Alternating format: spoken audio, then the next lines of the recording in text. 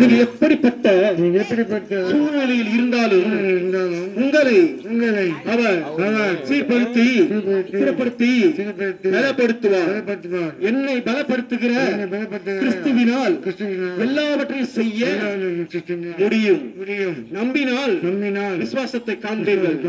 எப்படிப்பட்ட மனுஷனையும் பிரகாசிக்க செய்கிற மெய்யான ஒளி இயேசு. இந்த ஆட்டோக்காரனுக்கு மனம் இறங்கினார். இந்த பகுதியில் எத்தனையோ கூலி தொழிலாளி இருக்கலாம். அவர்களுக்கு தேவன் மகிமையை செய்வார்.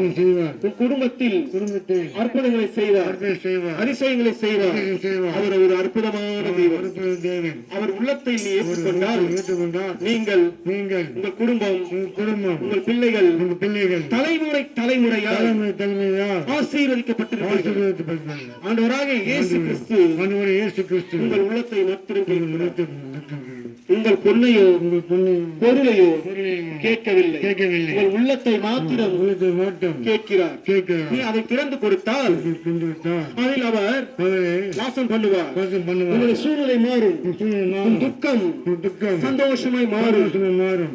ஆண்டவராக இயேசு கிறிஸ்துவை நீயும் உன் குடும்பத்தாரும் ஏற்றுக்கொண்டால் பரலோக ராஜ்யத்தை சந்திக்கலாம்.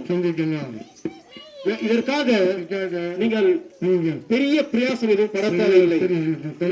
பாவங்களை அறிக்கை செய்து ஆண்டவரை உள்ளத்தில் ஏற்றுக்கொண்டு அவருடைய மகிமையை காணலாம்.